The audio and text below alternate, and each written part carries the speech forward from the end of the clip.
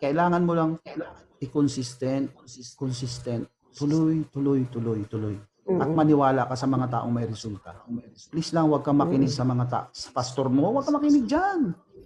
Saan pa? Sa pinsan mo, sa katrabaho mo, huwag kang makinig dyan. Makinig ka sa taong may resulta, mayaman. Tinuturuan ka. Nariyan si Warren Buffett, nariyan si Jack Ma, nariyan si Elon Musk, nariyan si Robert Kiyosaki, nariyan so on and so forth, and so. Ang dami. Huwag kang makinig sa mga taong wala namang kakwenta-kwenta. Pero siya magkukontrol sa'yo. Tatanong lang ako sa'yo, naniniwala ka ba sa Panginoon? Of course, God is within me. Baka mas malupit pa ako manalangin sa'yo. Jesus, hindi naman kailangan ganon yun, pagalingan ng panalangin. Simple lang ang kailangan ng Panginoon, hindi natin kailangan na ano. Huwag na natin pag-usapan yung kapatid.